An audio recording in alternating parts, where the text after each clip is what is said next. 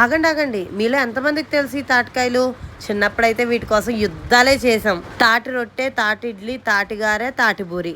చెవి కోసుకుంటామండి మా గోదావరిలో. పలుపు తీయమని మా ఆయన్ని కూర్చోబెట్టి నేను మధ్యలో ఇలా పీక్కుని తినేస్తున్నానని చెప్పి మా ఆయన పిచ్చి పిచ్చి అయిపోతున్నాడు. దానికి మనం ఏం చేయలేం, ఎందుకంటే అది తాటికాయలో ఉండే కమ్మదనం అనమాట. మా అమ్మ ఉంటే తాటి రొట్టె చేయించుకునేదాన్ని, కానీ మా అమ్మ పనుండి కాకినాడ వెళ్ళిందనమాట.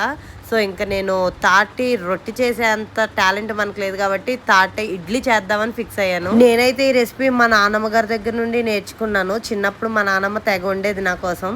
సో దీనికి ఉప్మా రవ్వ, బియ్యం రవ్వ ఏదైనా వాడచ్చు. నేనైతే ఇది బియ్యం రవ్వ తీసుకున్నాను.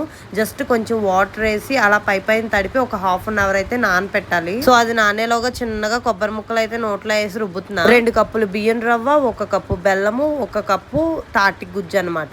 కొంచెం ఇలాచీ పౌడరు, కొబ్బరి తురుము వేసి దగ్గరికి దీన్ని కలిపేసుకోవాలి. అంతే, సింపుల్. మా ఆయన ఇడ్లీ బాగా రావాలని చెప్పి కొంచెం నూనె అలా అలా రాస్తున్నాడు అనమాట ప్లేట్ కి. మనం రెడీ చేసుకున్న బ్యాటర్ ని ఈ ప్లేట్ లో చిన్నగా సర్దేసి 40 నిమిషాలు వదిలేసామనుకో ఇంకా మన ఇడ్లీ రెడీ.